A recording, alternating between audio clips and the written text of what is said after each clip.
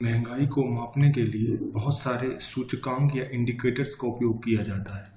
ऐसे ही जो दो सबसे प्रमुख सूचकांक जो पूरी दुनिया में उपयोग होते हैं, उनमें पहला होता है कंज्यूमर प्राइस इंडेक्स, जिसे हम उपभोक्ता मूल्य सूचकांक कहते हैं, और दूसरा होता है थोक मूल्य सूचकांक, जिसे हम कहते हैं होलसेल प्राइस इंडेक्स। तो हम इन्हीं को समझने की कोशिश कर रहे हैं। तो सपोज मान लीजिए किसी इंडस्ट्री से कोई चीज़ बन के निकलती है और इस इंडस्ट्री का ये उत्पाद है, सपोज ये पार्ले जी का बिस्किट ये कंपनी बनाती है। जब ये कंपनी के पास ये बनेगा कैसे में, थोक में बनेगा, ठीक ना, मतलब इसमें कितने बनेगा, थोक में बनेगा, क्योंकि इनको होलसेल करना है। तो सपोज यहाँ पर इसके 10,000 पीस बनते हैं, ठीक है ना। तो अगर यहाँ पर हम इस प्राइस का बिस्किट देखें, सपोज ये 4 रुपए का मिलता है आपको, और 4 रुपए के हिसाब से ये बल्क में बेचते हैं, तो इसका जो होलसेल प्राइस होगा वो कितना होगा, 4 रुपए पर पीस।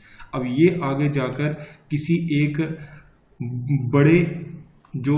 बड़े वेंडर होते हैं उसके पास आएगा, उसने खरीदा, उसको बड़े वेंडर से जाएगा छोटे रिटेलर के पास, जो किराने की दुकान वाले होते हैं, रिटेलर से पास जाएगा वो उपभोक्ता के पास जो बिस्किट खाना चाहता है, या कंज्यूमर जिसको हम कहते हैं वो कंज्यूमर होता है। और कंज्यूमर्स को ये जो बिस्किट है एंड में 5 रुपए का मिलता है, ठीक है ना। तो यहाँ अंतिम उपभोक्ता को कोई चीज कितने रुपए की मिलती है वो उसका कंज्यूमर प्राइस कहलाता है, मतलब उपभोक्ता ने क्या मूल्य चुकाया। तो जब किसी वस्तु का मूल्य कंज्यूमर के पास जो अंतिम उस कड़ी में होता है वहां पर निकाला जाता है, तो उसको उसका कंज्यूमर प्राइस कहते हैं। और जो इंडेक्स इसका प्राइस का निर्धारण करता है उसको कंज्यूमर प्राइस इंडेक्स या उपभोक्ता सूचकांक कहते हैं। और जो इंडेक्स होलसेल में जब चीज बनती है उस समय पर उसका प्राइस निर्धारित करता है, उसको हम होलसेल प्राइस इंडेक्स कहते हैं। अब क्वेश्चन ये होता है कि सरकार और आरबीआई जो होता है के लिए कौन सा इंडिकेटर सही माना जाएगा।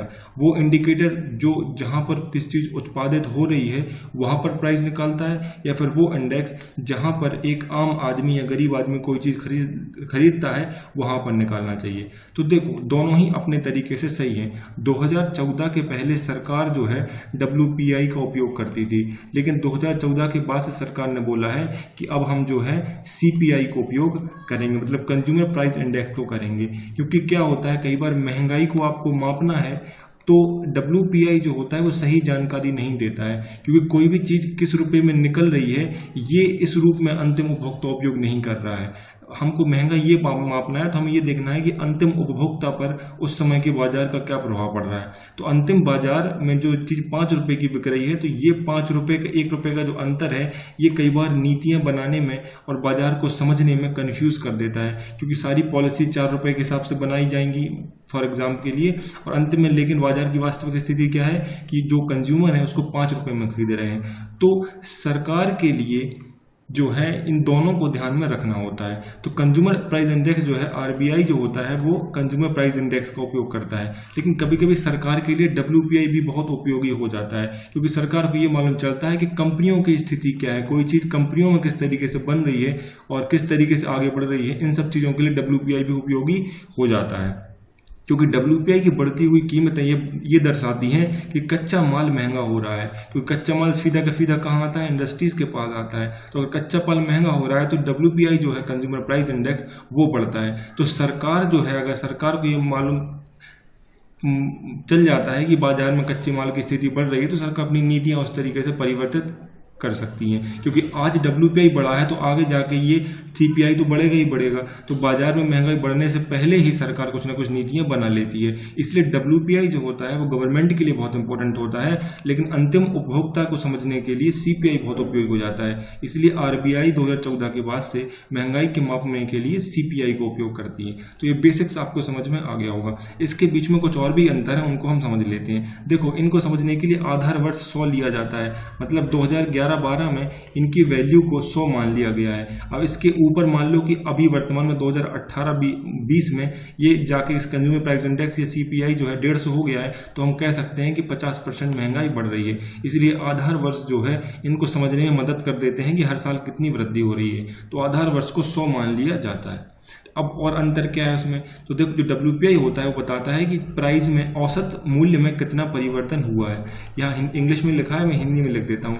औसत मूल्य में कितना परिवर्तन हुआ है जब चीजें थोक में बेची जा रही हैं। तो होलसेल की कीमतों पर मूल्य परिवर्तन को दिखाता है। सीपीआई जो होता है ये भी औसत मूल्य को दर्शाता है, लेकिन ये रिटेल लेवल पर दिखाता है। इसको देखो, रिटेल जो वर्ड है, कई बार रिटेल इन्फ्लेशन भी लिखा होता है, तो आप समझ रहे हैं रिटेल इन्फ्लेशन मतलब वो सीपीआई की ही बात की जा रही है, क्योंकि अंतिम जो रिटेलर है, जहां से एक अंतिम उपभोक्ता खरीद रहा है, वो उसके मूल्य को दर्शाता है। दूसरा जो डब्ल्यूपीआई होता है केवल गुड्स के लिए होता है, जबकि सीपीआई गुड्स और सेवाओं दोनों के लिए होता है। इसलिए ये अच्छी वास्तविक स्थिति को दर्शाता है, क्योंकि 60% जीडीपी में योगदान किसका है? सेवाओं का है। तो सीपीआई जो महंगाई दर्शाएगा उसमें गुड्स और सर्विसेज दोनों होंगी, मतलब वस्तुएं और सेवाएं दोनों को होंगी, तो ये वास्तविक स्थिति को दर्शाएगा। डब्ल्यूपीआई को हम समझ चुके हैं कि ये पहली स्टेज को दर्शाता है जब वस्तु का विनिर्माण हुआ है, जबकि सीपीआई अंतिम स्टेज को दर्शाता है जब उपभोक्ता उसको खरीद रहा होता है। इन सब चीज़ों का निर्धारण करने के लिए एक बास्केट डिसाइड की जाती है, जहां पर बहुत सारे आइटम रख दिए जाते हैं। इन टोटल सारे बास्केट्स के आइटम के मूल्यों में परिवर्तन को ही हम आधार सौर वैल्यू से डिफाइन कर देते हैं। तो जैसे जैसे इसकी वैल्यू बढ़ती है वैसे वैसे हम देखते जाते हैं कि महंगाई बढ़ रही है। तो डब्ल्यूपीआई को मापने के लिए 697 आइटम का उपयोग किया जाता है, जबकि सीपीआई के लिए ग्रामीण स्तर पर और शहरी स्तर पर अलग अलग आइटम का उपयोग करते हैं। इसमें लगभग 448 ग्रामीण स्तर पर और 460 ग्रामीण स्तर पर होते हैं। ऐसे कुल मिलाकर 200 कैटेगरी होती हैं। ऐसे 200 कैटेगरीज के आइटम को उपयोग किया जाता है। दुनिया में अब डब्ल्यूपीआई बहुत कम ही देश उपयोग करते हैं। ज्यादातर देश जो होते हैं 157 से ज्यादा, लगभग 200 राष्ट्र हैं, वो सीपीआई का ही उपयोग करते हैं। डब्ल्यूपीआई में कुछ चीजों की वीकली रिपोर्ट्स आती है और बाकी चीजों की मंथली रिपोर्ट्स आती है, जबकि कंज्यूमर प्राइस इंडेक्स मंथली जो है अपनी रिपोर्ट्स दिखाता है और बताता है कि देश में महंगाई के स्तर में क्या परिवर्तन हो रहा है। तो उनको समझ में आता है कि आरबीआई को हम किस तरीके से पॉलिसी परिवर्तन करना है, क्योंकि महंगाई बढ़ती जा रही है। अब आपको ये समझना है कि रिलीज कौन करता है। तो जो होलसेल प्राइस इंडेक्स होता है या थोक मूल्य सूचकांक होता है, ये ऑफिस ऑफ इकोनॉमिक एडवाइजर होते हैं, जो आर्थिक सलाहकार होते हैं ministries of commerce and industries में। समझ रहे हैं आप? मतलब कॉमर्स और इंडस्ट्रीज मंत्रालय में जो ऑफिस ऑफ इकोनॉमिक एडवाइजर होते हैं वो रिलीज करते हैं डब्ल्यूपीआई को। जबकि सीपीआई जो होता है सेंट्रल स्टैटिस्टिक ऑर्गेनाइजेशन, केंद्रीय सांख्यिकी संस्थान जो होता है, केंद्रीय सांख्यिकी संस्थान जो होता है, सीएसओ जिसको हम कहते हैं, वो रिलीज करता है, जो मॉस्पी के अंतर्गत आता है। मॉस्पी का मतलब होता है ministry of statistics and programme implementation. Ministry of statistics and programme implementation जो होता है वो सीपीआई रिलीज करता है। दोनों के लिए आधार वर्ष पहले 2004-05 हुआ करते थे, लेकिन अब 2011-12 होता है डब्ल्यूपीआई के लिए और 2012 होता है सीपीआई के लिए। तो आधार वर्ष का मैंने उपयोग बता दिया। इस आधार वर्ष को हम 100 मान लेंगे, तो हम ये देखते हैं कि 2015 में 2020 में कितनी वैल्यू हुई। इसकी 120 हो गया और यहाँ जाके 150 हो गया, तो हम ये देख सकते हैं कितने % जो है इन्फ्लेशन बढ़ रही है। इनके कुछ सब इंडेक्सेस भी होते हैं, जैसे कि डब्ल्यूपीआई का एक फूड इंडेक्स भी अलग से आता है, जो ये दर्शाता है कि बाजार में खाद्य स्थिति की महंगाई हर साल कितनी बढ़ रही है। जबकि सीपीआई जो होता है 4 कैटेगरीज होती हैं इसकी। इंडस्ट्रियल वर्कर्स के लिए अलग से डिफाइन किया जाता है, जो कृषि में लेबर श्रमिक होते हैं उनके लिए अलग डिफाइन करते हैं, जो ग्रामीण स्तर पर लेबर होते हैं उनके लिए अलग आता है, और नॉन मैनुअल एम्प्लॉइज के लिए अलग से आता है। तो ये 4 कैटेगरी जो होती हैं बाजार के 4 अलग अलग सेक्शन को टारगेट करके निकाली जाती हैं। अब इसमें अंतर दोनों में ये होता है कि कंज्यूमर प्राइस इंडेक्स ज़्यादा से ज़्यादा फूड आइटम्स को केंद्र में रख के बनाई जाती है। क्योंकि भारत में अधिकतर जनसंख्या गरीब है, तो कंज्यूमर प्राइस इंडेक्स जो होगा इसकी सही स्थिति दर्शाता है महंगाई की स्थिति को, क्योंकि अल्टीमेटली पहला प्रभाव जो होता है वो फूड पर ही हमको समझना होता है।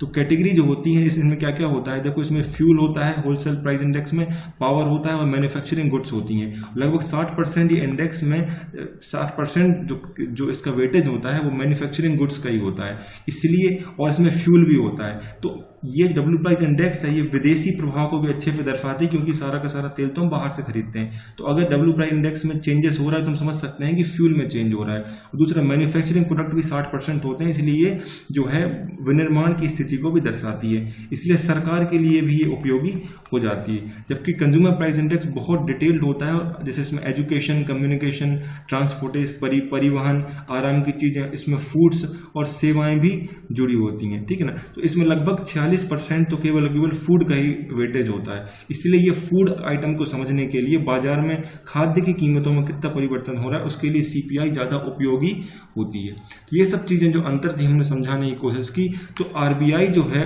वास्तविक बाजार की स्थिति जानने के लिए जो है सीपीआई का उपयोग करती है, लेकिन चूंकि इसमें आइटम बहुत ज़्यादा है, डब्ल्यूपीआई में आइटम की संख्या बहुत ज़्यादा है, इसलिए ये पूरे देश की स्थिति को दर्शाती है। हाँ ठीक है ना, इसलिए ये सरकार के लिए, गवर्नमेंट ऑफ इंडिया के लिए ज़्यादा उपयोगी हो जाती है, जबकि सीपीआई जो है एक आम आदमी के लिए महंगाई को समझने के लिए उपयोगी है, क्योंकि इसमें सेवाएं और गुड्स भी हैं और साथ साथ इसमें फूड आइटम्स बहुत ज़्यादा हैं। तो ये सीपीआई इसके लिए उपयोग हो जाती है और 2014 के बाद से अब सीपीआई ही उपयोग होती है और अधिकतर दुनिया में सीपीआई ही उपयोग होती आ रही है। मुझे लगता है कि आसान भाषा में आपको दोनों का अंतर समझ में आया होगा, क्योंकि सामान्यतः न्यूज़पेपर में टर्म्स आते रहते हैं। Thank you so much.